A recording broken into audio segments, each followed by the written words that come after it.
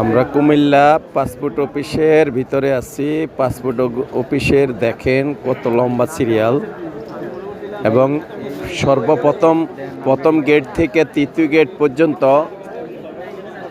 জনসাধারণের এত উপস্থিতি পাসপোর্টের জন্য যে সর্বোচ্চ ভোগান্তি কুমিল্লা জেলা পাসপোর্ট অফিসে দেখা যাচ্ছে। পাসপোর্ট অফিসের যারা ঊর্ধ্বতন কর্মকর্তা তারা কেউই সক্রিয়ভাবে কোনো কাজ করতেছে না।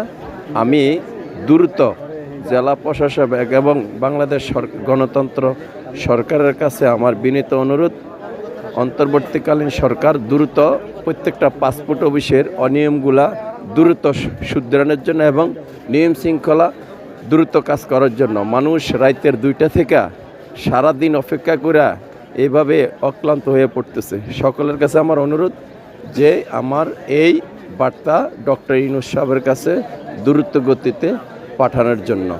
যদি মানুষের ভোগান্তি কম হয়, এরা আমাদের দেশের সম্পদ, এরা আমাদের রেমিটের যোদ্ধা, এদের জন্য আমাদের সর্বোচ্চ সহানুভূতি কামনা করতেছি। অন্তর্বর্তীকালীন সরকারের সুদৃষ্টি কামনা করি কুমিল্লা জেলা পাসপোর্ট অফিস থেকে। আমি একজন সাধারণ নাগরিক হিসাবে বিশেষভাবে সকলের কাছে অনুরোধ করতেছি, দ্রুত গতিতে আমাদের কুমিল্লা জেলা পাসপোর্ট অফিসের সকল কার্যক্রমগুলো দ্রুত চালু করার জন্য বিনীত অনুরোধ জানাচ্ছি।